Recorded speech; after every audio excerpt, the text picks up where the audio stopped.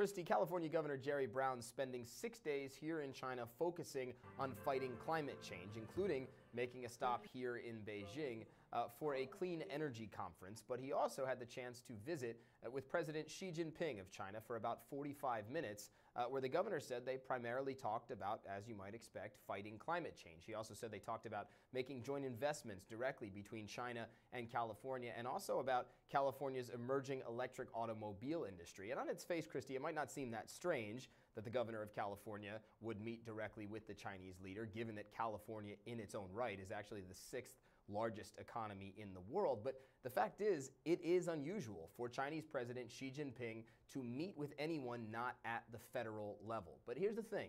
The Chinese leadership and President Xi Jinping doesn't do things by accident. Governor Brown is one of the largest, most vocal critics of the Trump administration's decision to withdraw from the Paris Climate Accords. He's been extremely vocal both here in Beijing and back home in the United States since the Trump administration made that decision. And so what some analysts are saying is by taking that meeting with the governor, the Chinese leader, Xi Jinping, is actually trying to send a thinly veiled message to the Trump administration saying maybe they didn't make the right decision leaving that agreement. Now, Governor Brown did say that President Xi did not specifically criticize the U.S. Decision to leave the Paris Climate Agreement, and so we asked him why he thought that was. Why aren't the Chinese being more critical, more vocal against the Trump administration? First of all, just from a diplomatic point of view, you don't meet the governor of the largest state of America and then criticize the president. I don't want to do that. What we want to do is forge a partnership to deal with the existential threat to the world. This climate change is not about building your base. It's not about appealing to your party. It's about dealing with the changes that humanity is facing.